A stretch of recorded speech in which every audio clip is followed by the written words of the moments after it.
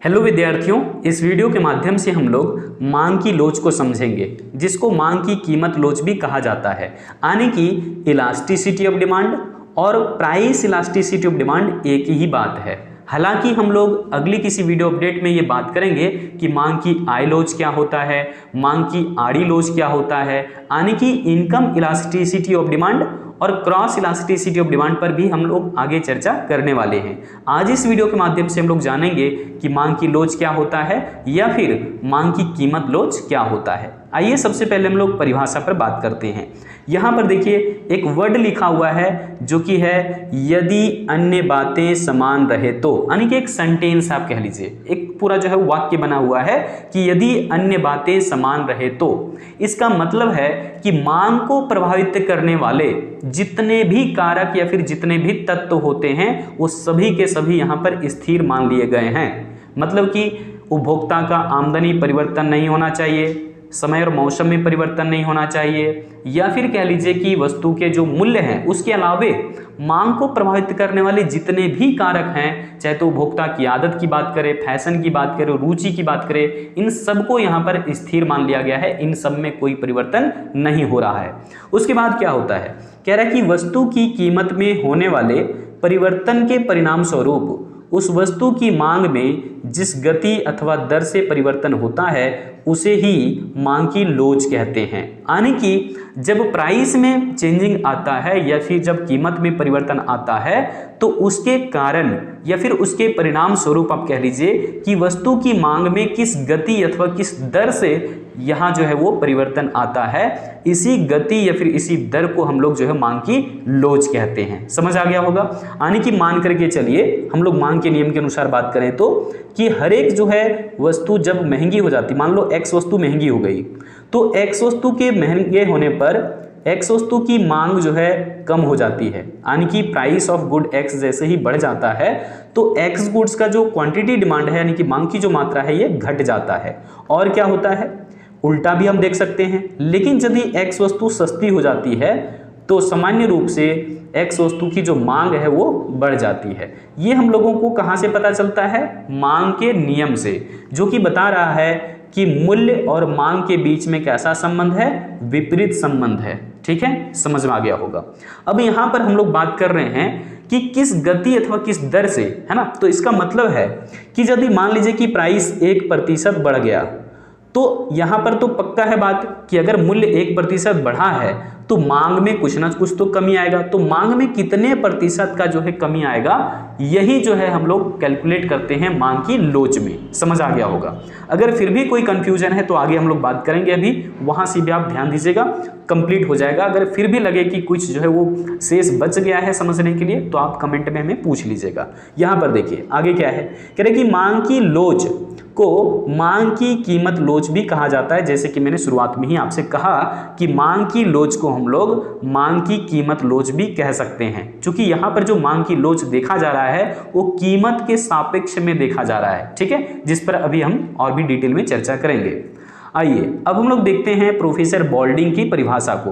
Professor बॉल्डिंग ने यह कहा है मांग की लोच के लिए कि यदि हम यहाँ पर देखें किसी एक वस्तु का मूल्य, ठीक है, तो मूल्य में 1% परिवर्तन के वजह से मांग में कितना प्रतिशत का परिवर्तन होता है, इसकी गणना ही जो है वो मांग की लोच कहलाती है। समझ गए होंगे। मतलब कि मान लीजिए कि अगर प्राइस जो है वो 1% क्या हुआ, मान करके चलो 1% प्राइस जो वो बढ़ गया, ठीक है, बढ़ गया या फिर घट गया, ऐसा कुछ भी, तो 1% प्राइस क्या हुआ यहाँ पर बढ़ गया। इसकी वजह से अब आपको पता है कि जैसे ही किसी वस्तु का प्राइस बढ़ता है, मान लो एक्स वस्तु है तो एक्स वस्तु का प्राइस में चेंजिंग आया, कितने प्रतिशत का, 1% का, क्या हुआ है, प्राइस बढ़ गया है 1%। तो जैसे ही मूल्य बढ़ता है मांग की मात्रा क्या होती है, घट जाती है। तो ये कितना प्रतिशत घटेगा, ये मान करके चलिए कि 10% घट गया, तो इसका मतलब क्या हुआ ये जानिए थोड़ा सा। यहाँ पर हम कह रहे हैं कि ये क्या हुआ, घट गया। या फिर आप थोड़ा सा और भी सिंपल इसको बनाने की कोशिश करें कि मांग की जो मात्रा है उसमें 2% का कमी आ गया। आप देख रहे हैं मूल्य के सापेक्ष में हम यहाँ पर बात कर रहे हैं कि मूल्य जो है वो 1% बढ़ गया है और इसकी वजह से मांग की जो मात्रा है ये 2% क्या हुआ है, घट गया है। तो मांग की लोच यदि हम यहाँ से कैलकुलेट करें तो मांग की लोच को लिखा जाता है ईडी यानी कि इलास्टिसिटी ऑफ डिमांड, और इसका फॉर्मूला क्या होता है, डेल्टा Q%, चूंकि x वस्तु का है यहाँ पर बात तो आप x वस्तु कर लीजिए, तो यहाँ पर लिखेंगे डेल्टा QX%, x का मतलब वस्तु का नाम है, ठीक है। यहाँ पर देखो डेल्टा P%, तो x वस्तु का मूल्य है यहाँ पर, तो हमने x के यहाँ पर कर दिया है। देखो डेल्टा QX% कितना है 2, लेकिन डेल्टा Px% कितना है 1, तो 2/1 मतलब कितना हुआ 2, तो ये जो वैल्यू है वो क्या है, 1 से अधिक है, तो हम इसको कहेंगे अधिक लोचदार मांग, ठीक है, जिसको हम बोलते हैं सापेक्षिक लोचदार मांग। इस पर और भी डिटेल में अभी हम चर्चा करेंगे, सारी चीजें आपको बारीकी से समझ में आ जाएगा, और अगली ही वीडियो में हम लोग फिर से बात करेंगे कि किस तरीके से जो है मांग की लोच की श्रेणियां पता किया जाता है। आइए यहाँ पर देखो एक अन्य शब्दों में हमने लिया है डेफिनेशन को, कह रहे हैं वस्तु की कीमत में परिवर्तन के फलस्वरूप, किस तरीके से परिवर्तन, प्रतिशत परिवर्तन के कारण मांग की मात्रा में प्रतिशत परिवर्तन की दर को मांग की लोच कहते हैं। ध्यान से पढ़िए डेफिनेशन, कह रहे हैं वस्तु की कीमत में प्रतिशत परिवर्तन के कारण मांग की मात्रा में प्रतिशत परिवर्तन की दर, दर मतलब रफ्तार, स्पीड, की मांग की मात्रा में किस गति से परिवर्तन आ रहा है ना, तो इसी को हम लोग क्या कहते हैं, मांग की लोच कहते हैं, जिसका सूत्र आप इस प्रकार से लिखेंगे। अभी तो हमने लिखा हुआ था शॉर्ट में, यहाँ पर एक बार फिर से देख लीजिए किस प्रकार से हमने लिखना है। हमने लिखना है क्या, मांग की लोच बराबर मांग की मात्रा में प्रतिशत परिवर्तन बटे में क्या, वस्तु की कीमत में प्रतिशत परिवर्तन, यानी कि जो मांग की मात्रा में प्रतिशत परिवर्तन है ये ऊपर लिखा गया है, और नीचे में क्या है, वस्तु की कीमत में प्रतिशत परिवर्तन को नीचे लिखा गया है। इसी बात को हम लोग शॉर्ट में इस प्रकार से लिखते हैं, जहां पर आप देख लीजिए ईडी का मतलब है मांग की लोच, फिर इसी प्रकार से लिखा गया डेल्टा Q%, मतलब कि मांग की मात्रा को लिखा गया है Q से, तो मांग की मात्रा में यहाँ पर देख लीजिए प्रतिशत का सिंबल दिया हुआ है, मतलब मांग की मात्रा में प्रतिशत, और ये डेल्टा का मतलब क्या है, परिवर्तन, मतलब मांग की मात्रा में परिवर्तन को इस प्रकार से लिखा जाता है। क्लियर है। अब यहाँ पर देखो नीचे क्या लिखा हुआ है, वस्तु की कीमत में प्रतिशत परिवर्तन, तो ऐसे लिखा गया है डेल्टा P%, ठीक है।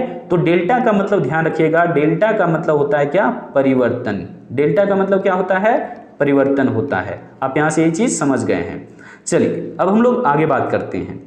यहाँ पर देखिए जो चीज़ें सूत्र में बताया गया है या फिर शॉर्ट में जो यूज किया गया है उसके बारे में लिखा गया है कि ईडी का मतलब है मांग की लोच, या फिर आप कह लीजिए मांग की कीमत लोच। यहाँ पर देखो डेल्टा Q% का मतलब है मांग की मात्रा में प्रतिशत परिवर्तन। डेल्टा Q का मतलब क्या है, मांग की मात्रा में प्रतिशत परिवर्तन, Q मतलब क्वांटिटी डिमांड, परसेंटेज का सिंबल है, डेल्टा मतलब चेंजिंग यानी कि परिवर्तन, समझ गए होंगे। यहाँ पर देखिए मूल्य में प्रतिशत परिवर्तन, यानी कि आप कह सकते हैं कि वस्तु की कीमत में कितने प्रतिशत का परिवर्तन है, इसको दिखाया जा रहा है डेल्टा P% से। तो ये बात तो आप क्लियर हो गया कि फॉर्मूला कैसे लिखा जाता है, delta Q% upon delta P%। ये हो गया इलास्टिसिटी ऑफ डिमांड का फॉर्मूला। लेकिन इस फॉर्मूले को कैसे डिराइव किया जाता है एक्चुअल में, या फिर इस तरीके से अगर कुछ क्वेश्चन रहता है नॉमेरिकल टाइप से यहाँ से, तो हम उसको कैसे बनाएंगे, सब पर हम लोग धीरे धीरे करके अगली वीडियो में डिस्कस करने वाले हैं। यहाँ पर और भी आगे चलते हैं। अब देखिए एग्जाम्पल भी हमने लिया हुआ है यहाँ पे, उदाहरण के लिए देखो हमने क्या लिखा है, कह रहे हैं कि यदि वस्तु के मूल्य में 20% के जो है 20% परिवर्तन के परिणाम स्वरूप, देखो वस्तु के मूल्य में कितने प्रतिशत का परिवर्तन आया है, 20% का। यहाँ पर परिवर्तन की बात कर रहे हैं, ना ही वृद्धि का ना ही कमी का, किसका बात कर रहे हैं, केवल परिवर्तन का बात कर रहे हैं। तो मूल्य में अगर 20% का परिवर्तन आया है तो वस्तु की मांग की मात्रा में, है ना, 40% का परिवर्तन हो जाता है, तो मांग की जो लोच है वो कितना होगा, 2 होगा। और ये क्या है, 2 का मतलब 2 गुना परिवर्तन आया है किसमें, मांग की मात्रा में, यानी कि मांग की मात्रा जो वो 40% परिवर्तन हो गया, जबकि वस्तु का कीमत मात्र 20% परिवर्तन हुआ है। मतलब कीमत की तुलना में आप कह सकते हैं मांग की मात्रा में 2 गुना परिवर्तन आया है, और इसी 2 गुना जो संख्या को बता रहे हैं यही दरअसल है क्या, मांग की लोच। ठीक है। चलिए अब जब भी कभी जो है वो इस प्रकार से एक से अधिक कोई वैल्यू आता है तो आप समझ लीजिए कि वो क्या है, मांग की लोच है कौन सा, सापेक्षिक लोचदार, जिसके बारे में अभी हम बात करेंगे। देखिए यहाँ पे क्या लिखा हुआ था क्वेश्चन में कि मूल्य में प्रतिशत परिवर्तन कितने का है, मात्र 20%, और मांग की मात्रा में प्रतिशत परिवर्तन कितना हुआ, 40% का। तो 40/20 यानी कि कट जाएगा ये, है ना, 2 बार में। तो यहाँ पर जो 2 आया है 1 से अधिक है, तो हम कह सकते हैं डाइटीज लगा करके I.E क्या लिखेंगे, जो ED का वैल्यू है वो ग्रेटर देन है 1। तो यहाँ पर आप इस प्रकार से भी लिख सकते हैं। उसके बाद देखिए हमने लैंग्वेज में कैसे लिखा है कि मांग की लोच इकाई से अधिक है। देखो ये 1 से बड़ा है तो इसलिए लिख रहे हैं कि मांग की लोच इकाई से अधिक है, अतः इसे सापेक्षिक लोचदार मांग या फिर केवल लोचदार मांग या फिर आप इसको अधिक लोचदार मांग भी कह सकते हैं। क्लियर हुआ। अब देखो यहाँ पर आगे हम क्या बात करने वाले हैं, एक बहुत ही इंपॉर्टेंट बात है।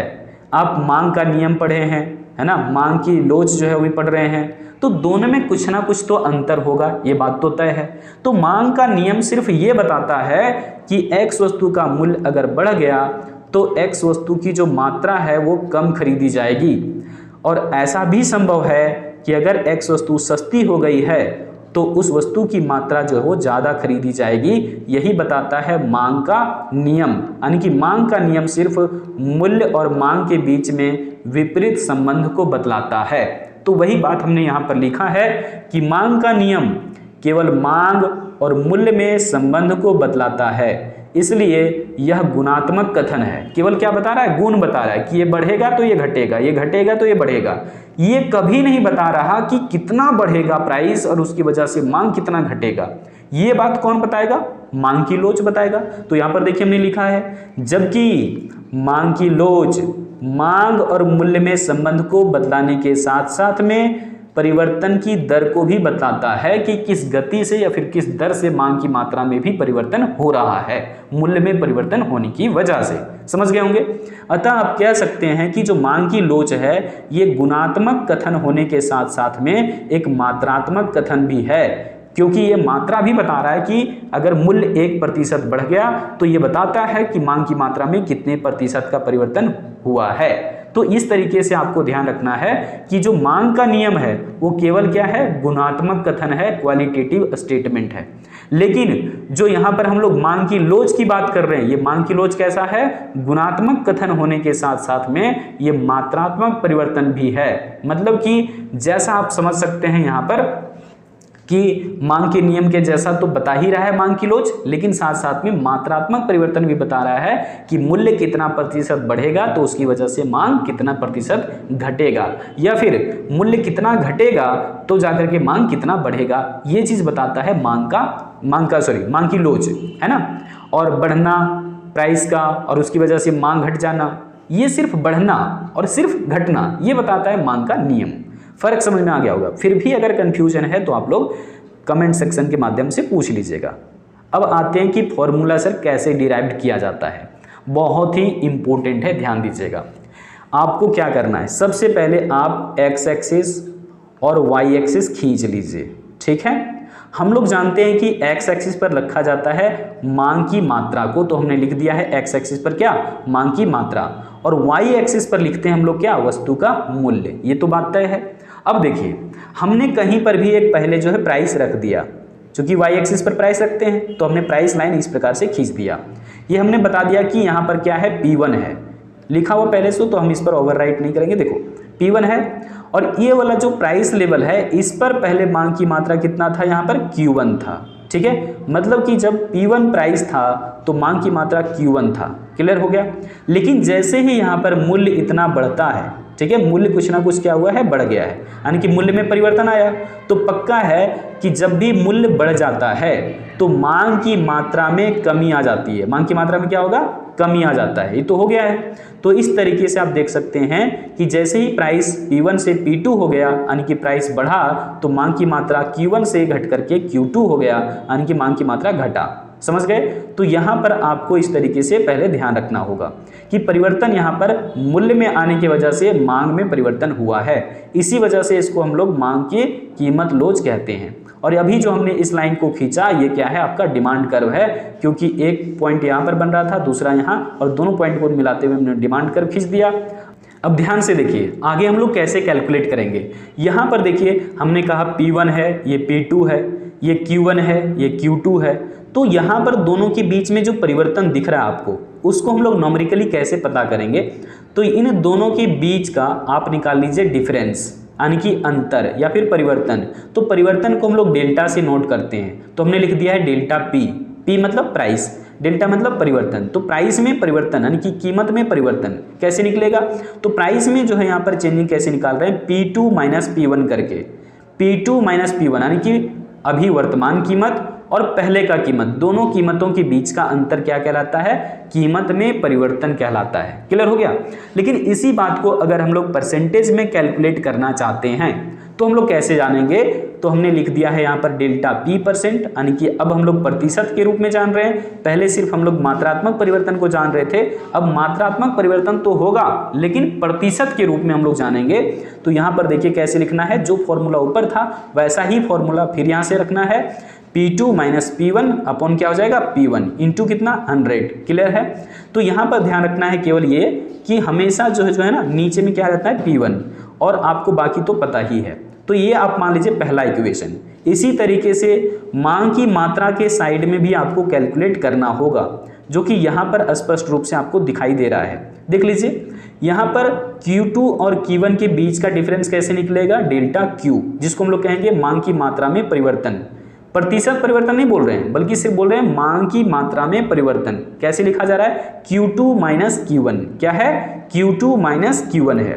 लेकिन इसी बात को अगर हम लोग प्रतिशत के रूप में जानना चाहते हैं तो लिखेंगे क्या, Q, यहाँ पर देखो डेल्टा Q%, यानी कि मांग की मात्रा में प्रतिशत परिवर्तन है। ये क्या है, ये मांग की मात्रा में प्रतिशत परिवर्तन है। तो कैसे लिखना है, Q2 minus Q1 upon Q1, यानी कि यहाँ पर भी आप देख सकते हैं पहले की जो मांग की मात्रा है वो नीचे लिखा गया है। जिस प्रकार से यहाँ पर पहले का जो प्राइस है वो कहाँ लिखा गया है, नीचे लिखा गया है। क्लियर है, इस बात को ध्यान रखना। और यहाँ पर कितना है, इनटू में 100, मतलब कि आपका ये इक्वेशन हो गया 2। तो इक्वेशन 1 और 2 दोनों को एक साथ में लाने का प्रयास कीजिए, क्योंकि यहाँ पर आपको पहले से एक सूत्र मालूम है कि delta Q% upon delta P%, ये जो है मांग की लोच का सूत्र होता है, जिसको हम लोग मांग की मूल्य लोच भी कहते हैं। तो इसको मेन इक्वेशन मान लिया हमने A, और ये क्या है पहला इक्वेशन, और ये वाला क्या है आपका दूसरा इक्वेशन। अब दोनों ही इक्वेशन को क्या करिए, यहाँ पर ला करके पुट कर दीजिए। क्यों, क्योंकि देखिए यहाँ पर डेल्टा Q% है, और डेल्टा Q% का मतलब इतना आपने सूत्र में अभी देखा, तो उसी चीज को ला करके यहाँ पर रख देना है। और नीचे में जो है डेल्टा P%, इसके बराबर में भी हम इतना निकाल चुके हैं, इसको ले जा करके यहाँ पर पुट कर देना है। आइए देखते हैं आगे। यहाँ पर देखो एक लाइन हमने किस प्रकार से लिखा है। तो सबसे पहले एक लाइन लिख देना है कि समीकरण 1 और 2 का मान समीकरण A में रखने पर, किस में रख दे रहे हैं, मेन समीकरण में रख रहे हैं। और मेन समीकरण हमारा क्या था, फिर से लिख दे रहे हैं यहाँ पर देखो मेन समीकरण को, डेल्टा Q% अपॉन में क्या था, डेल्टा P%, मतलब मूल्य में प्रतिशत परिवर्तन नीचे है और मात्रा में प्रतिशत परिवर्तन ऊपर है। क्लियर हो गया। अब देखिए तो डेल्टा Q% के जगह पर क्या था, Q2 minus Q1 by Q1 into 100, तो ये हमने रख दिया। फिर ये मेन वाला बटा जो है यहाँ पर डाला गया, देखिए ये वाला है, ठीक है। और डेल्टा P% का मतलब कितना था, P2 minus P1 upon P1 into 100, तो ये वाला 100 ये वाला 100 कैंसिल हो जाएगा। अब यहाँ पर ध्यान दीजिए, आपने देखा था डायग्राम के अंदर में कि Q2 और Q1 के बीच के डिफरेंस को बोलते हैं हम लोग डेल्टा Q। क्या बोलते हैं, डेल्टा Q। आप नहीं होता तो एक बार फिर से यहाँ पर देख लीजिए हम क्या कह रहे हैं, ध्यान से देखिए। Q2 है ना, चित्र में देखो, Q2 और Q1 के बीच के डिफरेंस को क्या बोल रहे हैं, डेल्टा Q। डेल्टा Q कैसे निकला है, Q2 माइनस Q1 करके। तो वही बात यहाँ पर ध्यान रखना है कि ये जो फॉर्मूला में है Q2 माइनस Q1, वो यहाँ पर लिखा गया है डेल्टा Q। क्लियर है। अब देखो Q1 नीचे में था तो नीचे में रख भी दिए, फिर मेन वाला जो बट्टा है उसको मेन वाला बट्टा डाल दिए, सॉरी रुकना, मेन वाला बट्टा भी डाल दिए यहाँ पर। अब क्या है नीचे में, यहाँ पर है P2 माइनस P1, तो P2 माइनस P1 को हम लोग क्या बोलते हैं, डेल्टा P, यानी कि दोनों प्राइस के बीच का डिफरेंस है ये, तो डेल्टा P बोलेंगे, यानी कि मूल्य में परिवर्तन। बटे क्या है यहाँ पर देखो, नीचे में है P1, तो हमने P1 भी रख दिया है। तो ये 4 तल्ला का जो बिल्डिंग लग रहा है ना, इसको आप 2 तल्ला बनाइए, कैलकुलेशन आसान हो जाएगा। तो इसमें कैसे काम करना है, तो ऊपर वाला जो वैल्यू है ये डेल्टा Q अपन Q1, वो जैसे है वैसा ही रहने दीजिए। लेकिन ये जो बटे के नीचे का हिस्सा था इसको आपस में पलट दीजिए, तो P1 ऊपर चला जाएगा, देखिए ऊपर चढ़ गया ये, और डेल्टा P कहाँ आ जाएगा, नीचे आ जाएगा। इतनी सी तो मैथमेटिकल आपको आती ही होगी, ठीक है। ये अब यहाँ पर ध्यान दीजिए, इसमें डेल्टा लगा हुआ है, इसमें डेल्टा लगा हुआ है, काट मत देना, चूंकि ये डेल्टा Q है एक साथ में, ऐसा नहीं कि डेल्टा अलग है Q अलग है, तो यहाँ पर भी डेल्टा P एक साथ में है, तो डेल्टा और डेल्टा इसमें लगा हुआ है तो दोनों को एक साथ में कर दीजिए, है ना, अच्छा लगेगा। देखो यहाँ पर डेल्टा Q, अपनी जाति का इंसान एक साथ में बैठे ना तो अच्छा लगता है देखने में। उसी प्रकार से जैसे कि, है ना, हर जगह पर महिलाओं के लिए पुरुषों के लिए अलग अलग जो है वो व्यवस्था की जाती है ना, तो यहाँ पर वैसा ही। तो यहाँ देख लीजिए डेल्टा Q, डेल्टा P। अब इसका मतलब क्या है कि मूल्य में परिवर्तन होने की वजह से मांग की मात्रा में कितना परिवर्तन हुआ उसी का अनुपात मांग की लोच कहलाता है, क्योंकि पहले का कुछ ना कुछ प्राइस भी होगा, पहले का कुछ ना कुछ मात्रा भी होगा। तो इस तरीके से आपको एक नया सूत्र मिल गया है मांग की लोच का। उम्मीद है आप यहाँ तक डेरिवेशन को समझ पाए होंगे। अगर फिर भी कोई दिक्कत है तो आप लोग जो है वो कमेंट सेक्शन के माध्यम से हमें पूछ सकते हैं। यहाँ पर देख लीजिए अब सूत्र के अंदर में क्या क्या है वो हमने यहाँ पर नोट कर दिया है, आप भी अपनी कॉपी में लिख लीजिएगा, ठीक है। सूत्र में जो डेल्टा Q है उसका मतलब है मांग की मात्रा में परिवर्तन, और सूत्र में जो डेल्टा P है इसका मतलब है वस्तु के मूल्य में परिवर्तन, ठीक है। प्रतिशत परिवर्तन की बात नहीं कर रहे हैं, सिर्फ वस्तु के मूल्य में परिवर्तन, क्योंकि डेल्टा का मतलब सिर्फ होता है परिवर्तन, और यहाँ पर कहीं भी प्रतिशत का सिंबल नहीं लगा हुआ है, तो हम इस प्रकार से यानी कि सिर्फ लिख रहे हैं। P1 का मतलब है पूर्व का मूल्य यानी कि पहले का मूल्य, और Q1 का मतलब है पहले की मांग की मात्रा। तो आप समझ गए होंगे कि किस तरीके से जो है आपको पूरा डेरिवेशन करना है सूत्र का। अब हम लोग अगली ही वीडियो कंटेंट के साथ ये जानेंगे कि मांग की लोच की श्रेणियां कितनी होती है और किस किस तरीके से जो है वो श्रेणियों को हम लोग समझ सकते हैं कैलकुलेशन के बेस पर भी। सो मिलते हैं फिर से हम अगली वीडियो अपडेट के साथ, और हम लोग इससे संबंधित न्यूमेरिकल भी करने वाले हैं। आज रखते हैं इतना ही। जय हिंद।